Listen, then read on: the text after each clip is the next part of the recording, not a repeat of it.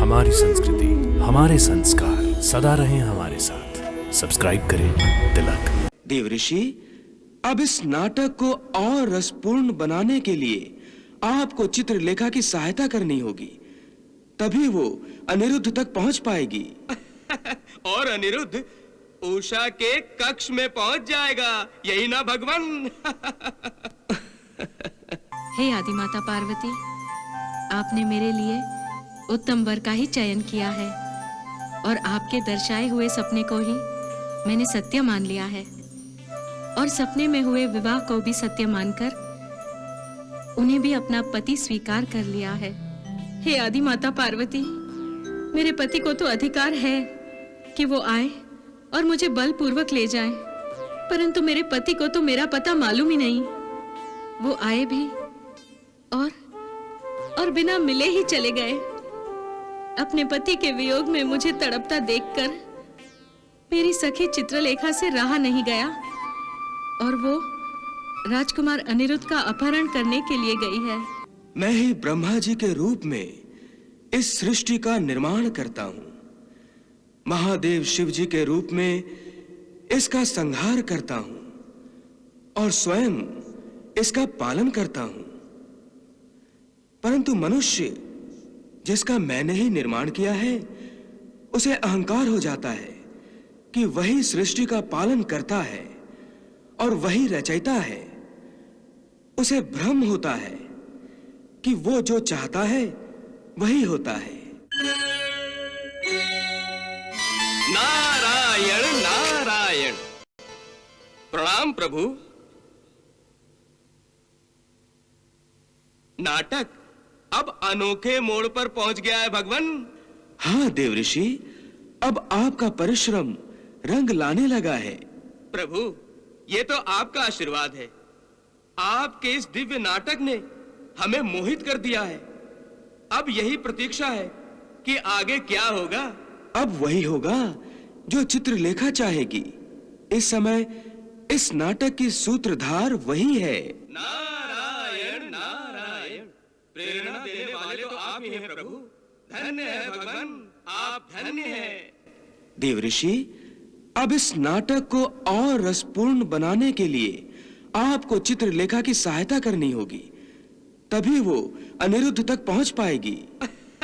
और अनिरुद्ध उषा के कक्ष में पहुंच जाएगा, यही ना भगवान? अब आज्ञा दीजिए, मुझे आगे का अभिनय भी तो निभाना है। नारायण नारायण। अवश्य। नारायण नारायण।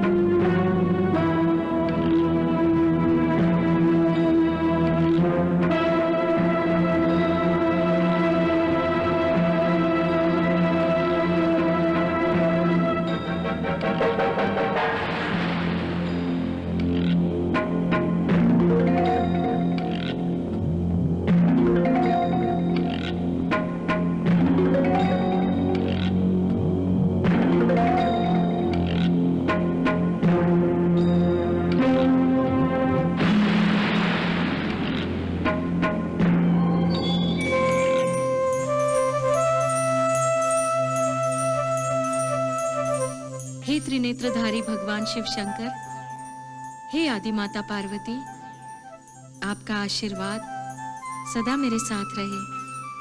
हे आदिमाता पार्वती, आपने मेरे लिए उत्तम वर का ही चयन किया है और आपके दर्शाए हुए सपने को ही मैंने सत्य मान लिया है और सपने में हुए विवाह को भी सत्य मानकर उन्हें भी अपना पति स्वीकार कर लिया है। हे आदिमाता पार्वती, मेरे पति को तो अधिकार है कि वो आए और मुझे बलपूर्वक ले जाए, परंतु मेरे पति को तो मेरा पता मालूम ही नहीं। वो आए भी और बिना मिले ही चले गए। अपने पति के वियोग में मुझे तड़पता देखकर मेरी सखी चित्रलेखा से रहा नहीं गया और वो राजकुमार अनिरुद्ध का अपहरण करने के लिए गई है। हे पार्वती मैया, आपसे और भगवान भोलेनाथ से यही प्रार्थना है कि आप दोनों मेरी लाज की रक्षा करें और चित्रलेखा और उनको हर हाल में सुरक्षित रखें।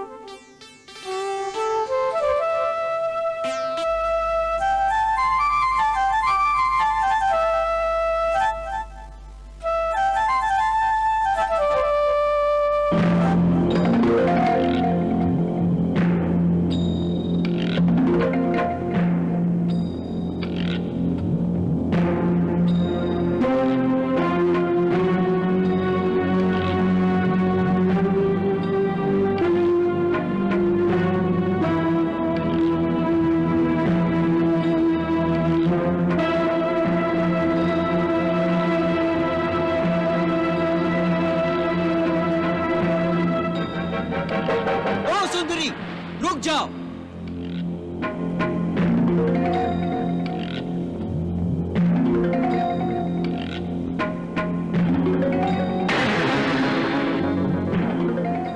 कौन था? कोई सुंदरी थी। सुंदरी? और रात के इस समय? सपना तो नहीं देख रहे थे? नहीं नहीं, मैं सच कह रहा हूँ। हाँ हाँ, हमने कब कहा कि तुम झूठ कह रहे हो? अवश्य ही स्वर्ग लोक से कोई सुंदर अप्सरा आई होगी तुम्हें दर्शन देने के लिए। कान खोलकर सुन लो, पहरा देते समय आंख और कान खुले रखने चाहिए, समझे? जो आज्ञा।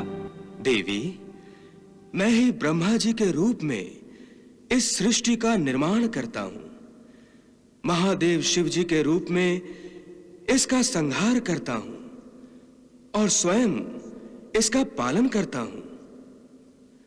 परंतु मनुष्य जिसका मैंने ही निर्माण किया है, उसे अहंकार हो जाता है कि वही सृष्टि का पालन करता है और वही रचयिता है।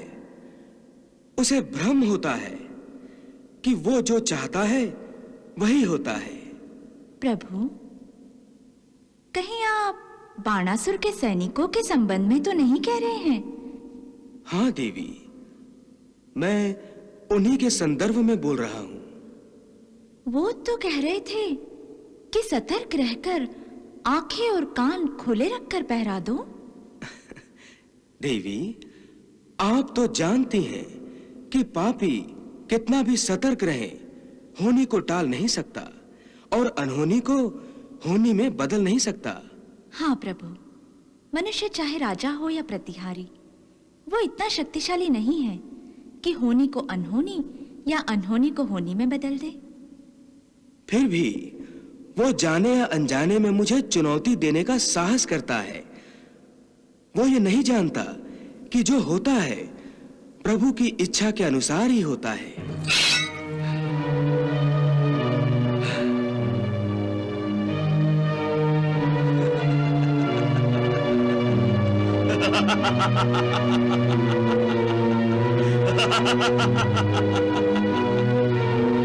ये क्या महाराज, इस समय आपके हाथ में तलवार?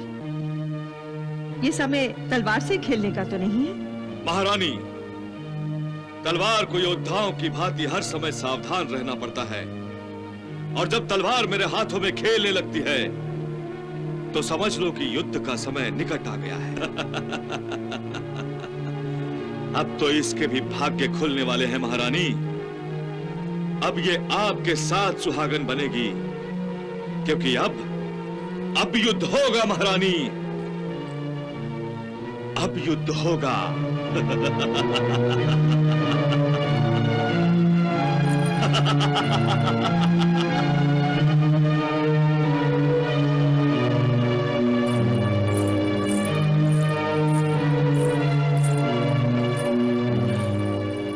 क्या हुआ महारानी? आपने फिर से युद्ध की बात छेड़ दी महाराज। आप जानते हैं कि युद्ध के नाम से ही मेरा हृदय कांप उठता है। महारानी, आप चिंता ना करें, युद्ध आपके सुहाग का कुछ नहीं बिगाड़ सकता। परंतु महाराज, आप अब युद्ध के सपने क्यों देखने लगे हैं? महारानी, मुझे विश्वास है कि यह युद्ध अनिरुद्ध के दुस्साहस के साथ ही छिड़ेगा।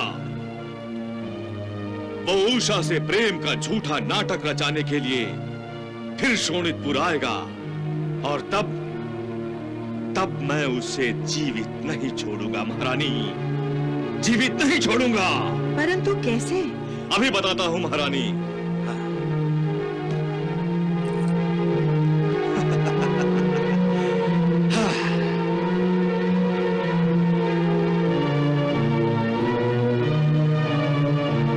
हे चित्रसेन और वीरसेन, प्रकट हो जाओ, प्रकट हो जाओ।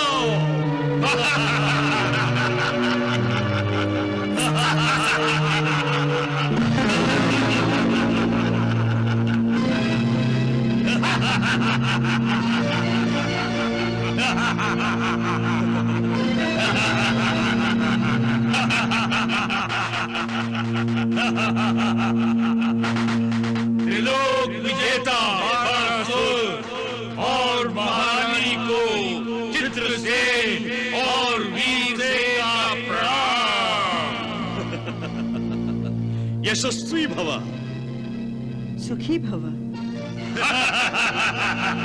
महारानी, ये है चित्रसेन और ये है वीरसेन।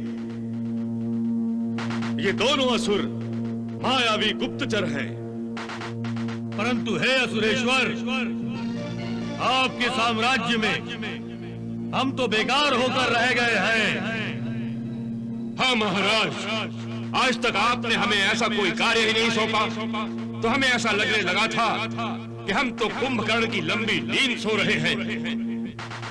और ये नींद मृत्यु की नींद में बदल जाएगी।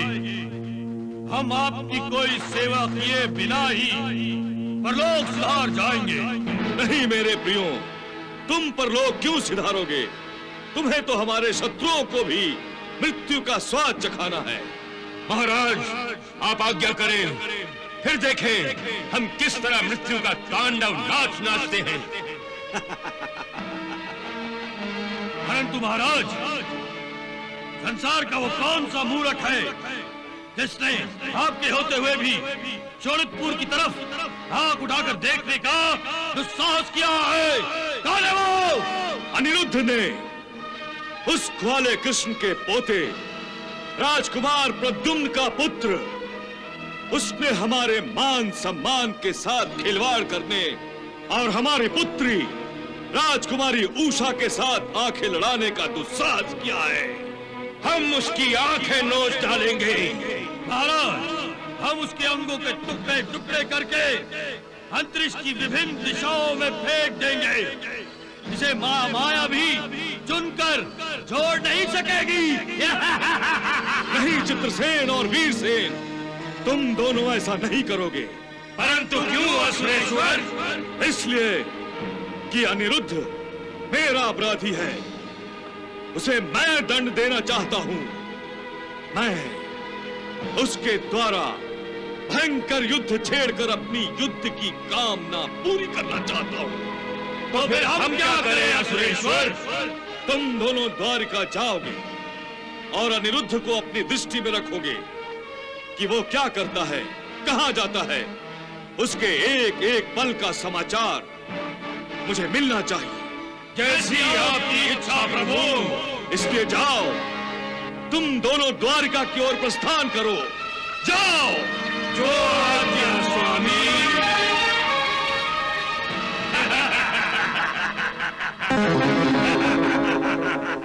महाराज, आपका अपने इन दोनों मायावी असुरों पर पूर्ण विश्वास करना उचित नहीं है।